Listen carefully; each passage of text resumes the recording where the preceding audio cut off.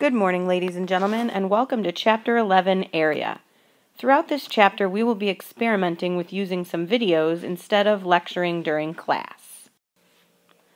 Many of you have already studied the concept of area, but our textbook assumes that you have not and starts with the basics of area of rectangle and squares.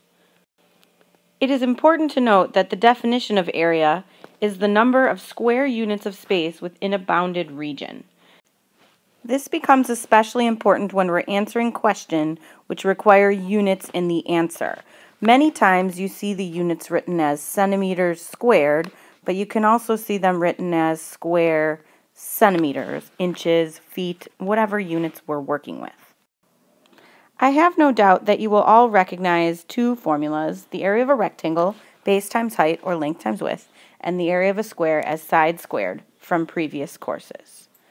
A couple postulates that we must also discuss. If a figure is closed, you can find its area. If two closed figures are congruent, their areas are equal. Lastly, if two closed figures intersect along a common boundary, you can find the area of both figures and add them together to create the union.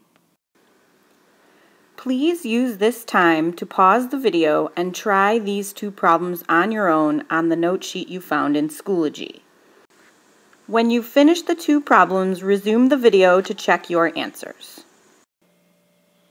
Because your textbook really likes you to practice both kinds of methods, they have set up number 1, A and B.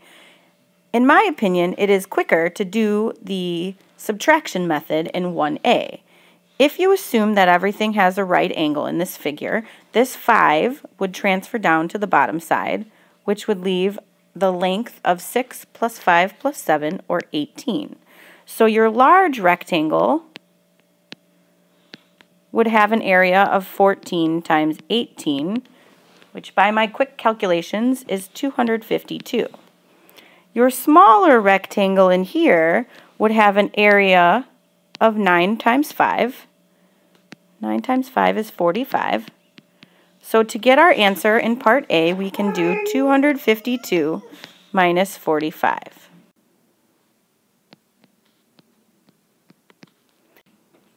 On the second example, I decided I'd like to split my rectangle with vertical segments. I usually like to transfer in all of the numbers that I possibly know in my figure before I start doing any calculations. If I know that this side has a 5 and a small 3, the whole thing would be 8. That helps me figure out that if this little piece is 2, I can have a 6 here. So, when I start finding the area of my rectangles, if I label them 1, 2, and 3, rectangle 1 has an area of 6 times 3, or 18. Rectangle 2 would have an area of the entire side length, 8 times 5, or 40, and rectangle 3 would have an area of 4 times 5, or 20. When I add all of those together, I would get an answer of 78 square units. Please pause the video now and attempt problem C. When you're finished, check your answer. The last type of problem involves us understanding the coordinate plane. Sometimes we need to actually find the length and the width of our rectangle using distance formula. Your textbook was really nice in giving you a vertical and horizontal segments for the sides of your rectangle, so we can find the height of this rectangle by doing the distance between -3 and 5, which is 8, and we can find the base of this rectangle by subtracting 6 minus -4, or 10. So the area of this rectangle, 8 times 10 is 80. Many students will try to break this into 4 smaller sections, which might feel faster or easier to you. It's up to you which method you choose.